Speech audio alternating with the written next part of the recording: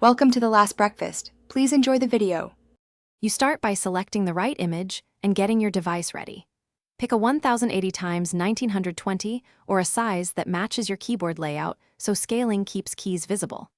Once chosen, back up the current theme or keyboard settings to restore if needed. Then install or open the keyboard app that supports custom backgrounds and enable the custom background option in settings.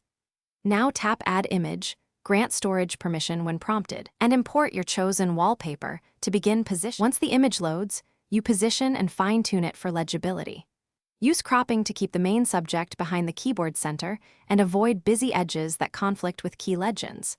Make sure to lower opacity or add a slight blur or color overlay so letters and symbols remain readable. Contrast is essential for typing accuracy. Preview in both portrait and landscape orientations to confirm no key is obscured. When satisfied, apply changes and proceed to test. You finish by testing the new wallpaper thoroughly across apps and special panels like emoji, numbers, and quick settings to ensure consistent visibility. If any keys are hard to read, make a quick tweak. Increase overlay darkness, boost blur, or shift the crop, then test again. If persistent problems occur, revert to your backup layout and try a different image or higher contrast overlay. Finally, save or export the theme for future reuse so you can restore this setup easily. Thanks for watching. If this was helpful, leave a like and consider subscribing. See you next time.